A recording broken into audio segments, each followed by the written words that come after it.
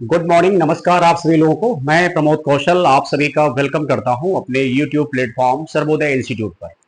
बात करते हैं जीएस प्लेटफॉर्म की। तो जैसा कि हमारे इस यूट्यूब प्लेटफॉर्म पर कभी कभी कोई क्लास करंट अफेयर की नहीं आई, वरना 1 जनवरी से लेकर के 2025 से लेकर के अब तक जून तक का मैक्सिमम न्यूज करंट अफेयर का पड़ा हुआ है। आप किसी भी पेपर, किसी एग्जाम की प्रिपरेशन कर रहे हो तो आप हमारे प्लेटफॉर्म से पढ़ सकते हो, जुड़ सकते हो। बाकी बहुत सारे यूट्यूब पे वीडियो वगैरह पड़े हुए हैं। मतलब अच्छा खासा मैटर कंटेंट है, आप उसको बेहतर पढ़ सकते हो। और ये 9 जून की न्यूज है जो आपको 10 जून को मिलनी चाहिए थी। थोड़ा बहुत डिले होता है, कुछ मेरी अपनी भी वर्किंग है, ठीक है। लेकिन जैसे आपको मिलता है आप उसी के अकॉर्डिंग पढ़ लिया करिए, ठीक है। मतलब कहने का 9 जून की न्यूज है जो 10 जून को मॉर्निंग मिलनी चाहिए थी, लेकिन फिर भी हमने इसमें तकरीबन अभी कुछ इंपॉर्टेंट 11-12 क्वेश्चन डाले हैं। और हम कोशिश करेंगे कि पूरा वीडियो कंप्लीट पढ़ लिया करो, क्योंकि मुझे नहीं पता कि मैं किस पॉइंट पे क्या क्या पॉइंट बोलने वाला हूं। तो ये भी ध्यान देने वाली बात है कि मैं क्या कर रहा हूं, क्या नहीं कर रहा हूं ना। तो देखेंगे पहला क्वेश्चन, और ये पहला क्वेश्चन ही मोस्ट इंपॉर्टेंट है। देखो बच्चा, पढ़ लोगे तो एग्जाम कोई भी हो सफलता जरूर मिलेगी, ये बिल्कुल क्लियर कट बात है। रिजल्ट देना है तो मेहनत तो करनी पड़ेगी, पसीना तो बहाना ही पड़ेगा, और कोई सोल्यूशन नहीं है। और अगर बीच बीच में मैं कभी कुछ आपसे क्रॉस क्वेश्चन जैसे कहता हूं, इस पर कमेंट किया करिए, तो कमेंट करने वाले 2-3 विद्यार्थी होते हैं। देखो, नहीं मिलेगी नौकरी, नहीं करोगे परिश्रम तो डिप्रेशन में तो जाना ही जाना है। कोई शख्सियत आपको रोक नहीं पाएगी। क्यों? क्योंकि डिप्रेशन में जाने मतलब है 25 से ऊपर चल रहे हो, 30 के ऊपर चल रहे हो, डिप्रेशन में तो जाना ही जाना है। अगर सही से गाइडेंस नहीं मिला, परिवार वालों का सपोर्ट नहीं मिला बच्चा, तो डिप्रेशन मतलब फ्रस्ट्रेशन भी होगा तगड़ा। नौकरी हाथ में नहीं है, कोई वैल्यू करने वाला नहीं है, 2 पैसे हाथ में नहीं, किस किस से 2-2 पैसे जाके मांगोगे? या जाओ भाई ट्यूशन कोचिंग पढ़ाओ, तो वो भी 4-5 घंटे एफर्ट करोगे, 4-5 घंटे पढ़ाओगे तो उसमें भी आपका 8-9 घंटे चला जाएगा। मतलब कहने 15-20 हजार रुपए कमाने के लिए बहुत माथापच्ची करनी पड़ेगी। उससे अच्छा सीरियस होकर के कुछ दिन की बात है, ढंग से लग जाओ अंडर द गाइडेंस, राइट। अंतरराष्ट्रीय अंतरिक्ष स्टेशन पर भेजने के लिए एक्सियोम, ठीक है, एक्सियोम मिशन में कितने लोग शामिल हैं? ठीक है, एक्सियोम 4 है इसका नाम। तो इसमें ऑप्शन दे रखा है 2, 3, 4, 5, तो इसका राइट आंसर 4 हो जाएगा।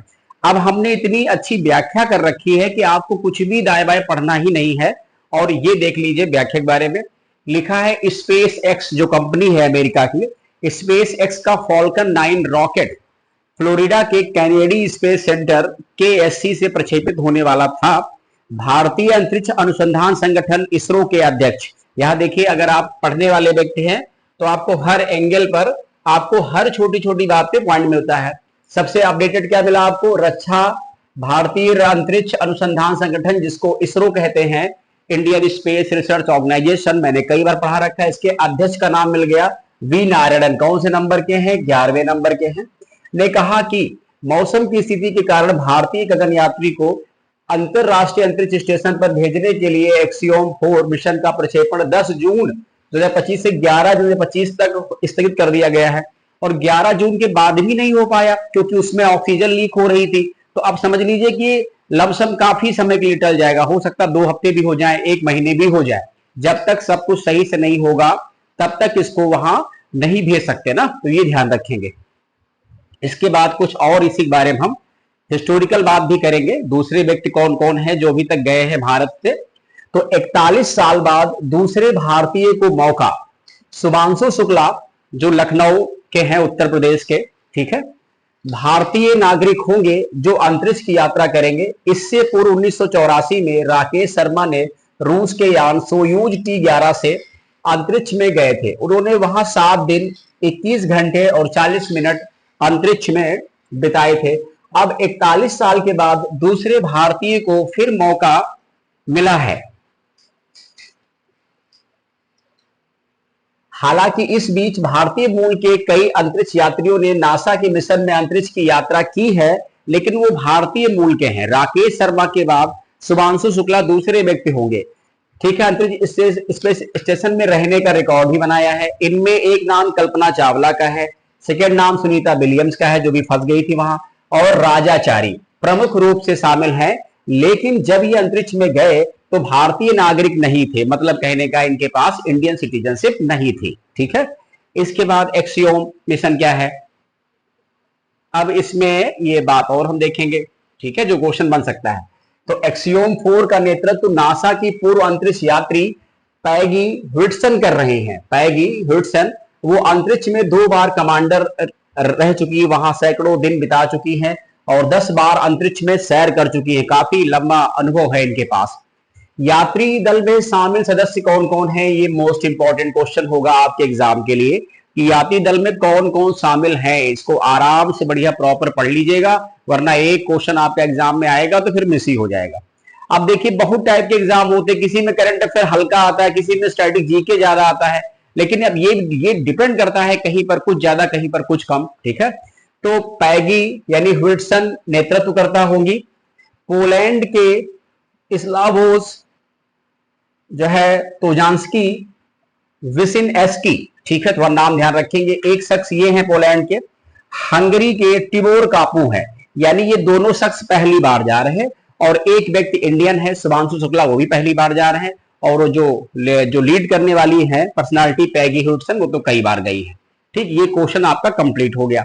अगला क्वेश्चन हम लोग देखेंगे। कह रहे हैं अभी हाल ही में किस राज्य ने एक प्रस्ताव पारित कर केंद्र से प्रख्यात संगीतकार भूपेन हजारिका के सम्मान में हवाई अड्डे का नाम बदलने का अनुरोध किया है। ठीक है, तो इसका राइट आंसर जो है वो असम हो जाएगा। ठीक है, ऐसा मामला असम का है और हम बात कर रहे हैं डिब्रूगढ़ हवाई अड्डे की। तो डिब्रूगढ़ हवाई अड्डे को भूपेन हजारिका के नाम से जाना जाएगा। भूपेन हजारिका ये कौन है, ये एक प्रकार से साहित्यकार के फील्ड में है, इनको ज्ञानपीठ अवार्ड मिल चुका है। इसके अलावा भारत रत्न भी इनको मिल चुका है। तो बड़ी इंपॉर्टेंस है असम में भूपेन हजारिका जी की। ठीक है, तो असम विधानसभा ने सर्वसम्मति से एक प्रस्ताव पारित कर केंद्र से प्रख्यात संगीतकार भूपेन हजारिका के सम्मान में डिब्रूगढ़ हवाई अड्डे का नाम बदलने का अनुरोध किया है। और अनुरोध ये उम्मीद है कन्वर्ट भी हो जाएगा, क्लियरेंस में हो जाएगा। अगला हमारा क्वेश्चन क्या है, हाल ही में लॉन्च भारत का पहला स्वदेशी एआई मॉडल कौन सा है। हम कई बार बता चुके हैं एआई की इंपॉर्टेंस। आर्टिफिशियल इंटेलिजेंस एआई का फुल फॉर्म होता है और आजकल बहुत बड़ा चर्चा का विषय है एआई। इससे बहुत सारा फ्रॉड भी होने के चांसेस हैं, लोग करते हैं, करवाएंगे भी आगे। इसका राइट आंसर यानी इंडस जेन, भारत जेन, फास्ट जेन, फ्यूचर जेन। तो राइट आंसर भारत जेन है। विज्ञान और तकनीकी मंत्री डॉक्टर जितेंद्र सिंह ने इस भारत जेन की शुरुआत की। ये भारतीय भाषाओं के लिए देश का पहला स्वदेशी रूप से विकसित सरकारी वित्त पोषित एआई आधारित मल्टी मॉडल लैंग्वेज मॉडल होगा। ठीक है, मल्टी मॉडल बड़ी लैंग्वेज मॉडल है। ये 22 भारतीय भाषाओं को सपोर्ट करेगा। इसको आईआईटी बॉम्बे ने विकसित किया है। तो मतलब कहने के इसके माध्यम से ग्राफिंग, पिक्चरिंग ये सब हो जाएगा ना। इसके बाद ये क्वेश्चन भी मोस्ट इंपॉर्टेंट है। क्या लिखा है क्वेश्चन, कह रहे हैं कि अभी हाल ही में फ्रेंच ओपन 2025 में महिला एकल का खिताब किसने जीत लिया है। Most important question. ये टेनिस के ग्रैंड स्लैम होते हैं और अक्सर इनसे कोई ना कोई क्वेश्चन जो भी नियर अबाउट इस गेम के आसपास पेपर होने वाला होता है उससे क्वेश्चन आता है। तो इसमें कुछ नाम है, आर्यना सबालेंका, कोको गफ, नवोमी जो है मतलब ओसाका, इगा सिवाटेक। तो इसका राइट आंसर कोको गफ है। ठीक है, और इसकी व्याख्या पढ़ लेंगे तो बहुत कुछ क्लियर हो जाएगा ना। आइए व्याख्या में देखते हैं हम लोग क्या है लिखा हुआ। कह रहे हैं कि ये 2025 का दूसरा टेनिस ग्रैंड स्लैम टूर्नामेंट है, यानी पहला हो चुका है। बताएंगे पहला कौन सा है। फ्रेंच ओपन है जिसको अमेरिकन टेनिस प्लेयर कोको गफ ने आर्यन सबालेंका जो बेलारूस की है हराकर जीता है। कोको गफ का ये दूसरा ग्रैंड स्लैम मतलब खिताब है। इससे पहले 2023 में इन्होंने यूएस ओपन खिताब जीता था। टेनिस के 4 ग्रैंड स्लैम टूर्नामेंट है। ये क्वेश्चन मोस्ट इंपॉर्टेंट है। ये एनडीए में भी आ चुका है, सीडीएस में भी आ चुका है और भी के एग्जाम मैंने चांसेस है कि टेनिस के वो 4 ग्रैंड स्लैम उनका क्रम बताइए। पहला ऑस्ट्रेलियन ओपन होता है, पहला कौन सा होगा, ऑस्ट्रेलियन ओपन। सेकंड अभी जो हम पढ़ा रहे हैं आपको फ्रेंच ओपन है। थर्ड है विंबलडन है और चौथा यूएस ओपन है। कभी कभी लोग जो नहीं पढ़ते हैं वो ऐसे क्वेश्चन की कल्पना भी नहीं करते हैं कि एग्जाम में ऐसा क्वेश्चन भी आ जाएगा, लेकिन ट्रस्ट रखिए ये टूर्नामेंट वर्ष के क्रम में है और प्रत्येक 2 सप्ताह तक चलते हैं। यानी मतलब कहने का फ्रेंच ओपन चल रहा है, फिर विंबलडन होगा और फिर इसके बाद यूएस ओपन होगा। इसमें single single, double double, mix ऐसे काम होते हैं ना। चलिए ये क्वेश्चन देखिए आप लोग।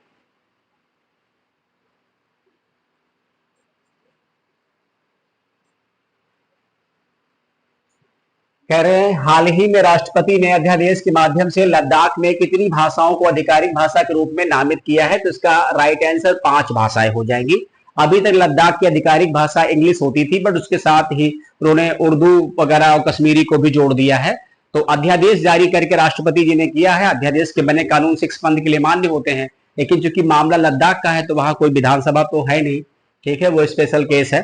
तो अभी राष्ट्रपति द्रौपदी मुर्मू जी ने अध्यादेश जारी किया जिसके कि लद्दाख में 5 भाषाओं को, जिसके अंतर्गत या जिसके तहत लद्दाख में 5 भाषाओं को आधिकारिक भाषा बना दिया गया है। अंग्रेजी हो गई, हिंदी हो गई, उर्दू हो गई, भोटी हो गई और पुर्गी हो गई ना। अभी तक लद्दाख में केवल अंग्रेजी आधिकारिक भाषा थी। इसके अलावा महिलाओं को 1/3 कोटा हर क्षेत्र में दिया गया है। सरकारी नौकरियों के लिए निवासी होना अनिवार्य है ना। तो ये सब चीजें भी थोड़ा सा उसमें आप लोग देख लीजिएगा तो अच्छा रहेगा। अच्छा, एक क्वेश्चन हम आपसे कर रहे हैं। लद्दाख का जो मुख्यालय है वो लेह है, ठीक है, लेह है। और वहां पर 2 डिस्ट्रिक्ट है, कारगिल, यानी एक लेह डिस्ट्रिक्ट है, कारगिल है। अभी कुछ समय पहले 2024 में, ठीक है, अभी 1 साल नहीं पूरा हुआ, अमित शाह जी ने वहां कुछ जिले और बढ़ाए हैं ना। तो आप मुझे ये बताएंगे कमेंट करके कि अभी वर्तमान समय में लद्दाख में कितने जिले और हो गए हैं, यानी टोटल डिस्ट्रिक्ट वहां कितने हो गए लेह कारगिल के अलावा सब जोड़ करके। वो कमेंट जरूर करना। मैं इसी बात को देखूंगा कौन सा विद्यार्थी उस क्वेश्चन का कमेंट करता है पढ़ के, जैसे भी करें आप, लेकिन कमेंट जरूर करिएगा। इसके बाद ये क्वेश्चन देखिए आप लोग, कह रहे अभी हाल ही में किस देश ने अपनी करेंसी नोटों से अपने देश की राष्ट्रपति के चित्र को हटाया एवं उनकी राष्ट्रपिता की उपाधि समाप्त कर दी है? ये और कहीं हो भी नहीं सकता, सिर्फ बांग्लादेश में हुआ है। और मोहम्मद यूनुस अंतरिम सरकार के मुखिया है और उन्हीं का ये सब किया हुआ ड्रामा है। वैसे वो है तो खैर किसी काम के नहीं, ना कुछ कर पा रहे हैं। 1 साल हो गया उनको धीरे धीरे जमे हुए।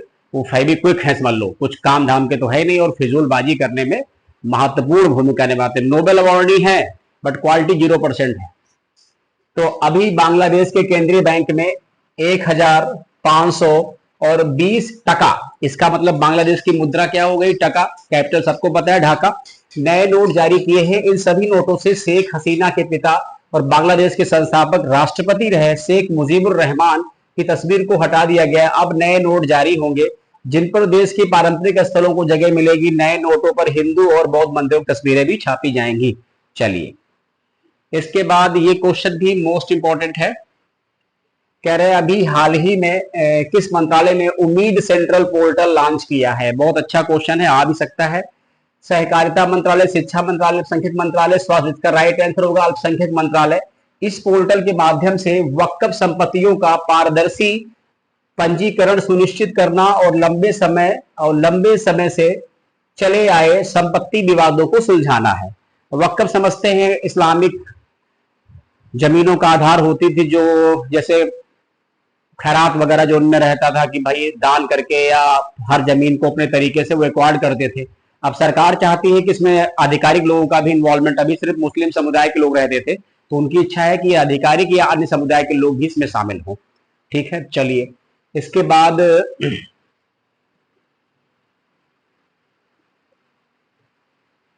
ICC women's cricket world cup यानी आईसीसी महिला क्रिकेट वर्ल्ड कप 2025 कहां पर आयोजित किया जाएगा? तो इसका राइट आंसर इंडिया है और ये खेल का 13वां संस्करण होगा। ये खेल का 13 एडिशन होगा, जो भारत के इंदौर, गुवाहाटी, बेंगलुरु, विशाखापट्टनम में 30 सितंबर से 2 नवंबर 2025 खेला जाएगा। इसमें 8 देशों की टीम हिस्सा लेंगे। भारत में इस खेलों का 4 बार आयोजन मतलब किया गया है, 1978, 1997, 2013, 2025 जो भी चौथा वाला होगा, ठीक है, भारत में ही होगा। इन खेलों का 12वां संस्करण 2022 में न्यूजीलैंड में हुआ था, जिसमें ऑस्ट्रेलिया ने इंग्लैंड को हराया था। भारत इस खेल को 2 बार जीत चुका है, 2011, 83 में इस खेल को जीत चुका है भारत। ठीक है, अगला क्वेश्चन हमारा क्या है ये भी देखेंगे, अच्छा क्वेश्चन है। क्वेश्चन है कि हाल ही में नॉर्वे चेस टूर्नामेंट 2025 के विजेता कौन बने हैं? जिसका राइट आंसर मैग्नस कार्लसन है, डी गुकेश मतलब हिकारू नाकामुरा, कोनेरू हम्पी। ठीक है, तो नॉर्वे शतरंज में मैग्नस कार्लसन ने खिताब जीता है। भारत के डी गुकेश टूर्नामेंट में तीसरे स्थान पर रहे हैं। इस प्रतियोगिता के महिला वर्ग में यूक्रेन की खिलाड़ी अन्ना मुजीचुक को जीत मिली है। मैग्नस कार्लसन ने ये खिताब 7वीं बार जीता है। ठीक है, आपको कमेंट करना है कि मैग्नस कार्लसन का संबंध किस देश से है। ठीक है, चलिए, वैसे ये सारा इसी क्वेश्चन में है। तो ये इसके अलावा एक क्वेश्चन और है। ये क्वेश्चन हमारा क्या है कि अभी हाल ही में केंद्र सरकार ने कहां से स्वच्छ पौधा कार्यक्रम लॉन्च किया है, तो इसका राइट आंसर पुणे है। और इसमें कुछ इसकी व्याख्या पढ़ लेंगे हम। अभी पूरे महाराष्ट्र में आयोजित भारत के पहले अंतरराष्ट्रीय कृषि हैकाथन में केंद्र सरकार ने स्वच्छ पौधा कार्यक्रम को शुरू किया है। इसका उद्देश्य किसानों को रोग मुक्त बागवानी पौधे उपलब्ध कराना, जिसमें उत्पादन बढ़ेगा और फसल की हानि कम होगी। इसमें हमारी मदद इजराइल और नीदरलैंड भी करेंगे। पुणे में अंगूर की खेती होती, नागपुर में संतरा की खेती, सोलापुर में अनार की खेती। ये तीनों पॉइंट याद रखेंगे। पुणे जो है अंगूर के लिए, वहां अंगूर का बोर्ड भी बनाया गया है ना पुणे में, और नागपुर में संतरा, सोलापुर में अनार खेती ना। चलिए, महाराष्ट्र वैसे प्याज के लिए बड़ा फेमस है। और ये आज का लास्ट क्वेश्चन होगा आपका, कुल मिला के 11-12 क्वेश्चन है, ठीक है, आपके पढ़ने के लिए। तो अभी हाल ही में राष्ट्रीय गवर्नेंस पुरस्कार 2025 के तहत ग्राम पंचायत डिजिटल गवर्नेंस श्रेणी में किस राज्य की रोहिणी ग्राम पंचायत को स्वर्ण पदक मिला है, तो इसका राइट आंसर महाराष्ट्र हो जाएगा। ये पंचायत महाराष्ट्र के धुले जिले की रोहिणी ग्राम में स्थित है, तभी इसका नाम रोहिणी ग्राम पंचायत है। ये रहा आपका 9-10 जून का करंट अफेयर। इसको पढ़ लीजिएगा आप, डेट के पीछे ना पढ़िए, ये सोचिए कि सर ने कितना इंपॉर्टेंट पॉइंट इसमें रखा हुआ है। तो अगर ढंग से पढ़ लेंगे, बढ़िया कर लेंगे सर, तो आज के इस वीडियो से 2-3 क्वेश्चन की पूरी 2-3 क्या है तो सारे मोस्ट इंपॉर्टेंट। मैं कभी एक्स्ट्रा क्वेश्चन दाएं बाएं कुछ डालते ही नहीं हूँ, जो सिलेक्टेड होता है उसी को डालते हैं। ठीक है, चलिए फिर, थैंक यू सो मच, धन्यवाद आप सभी को।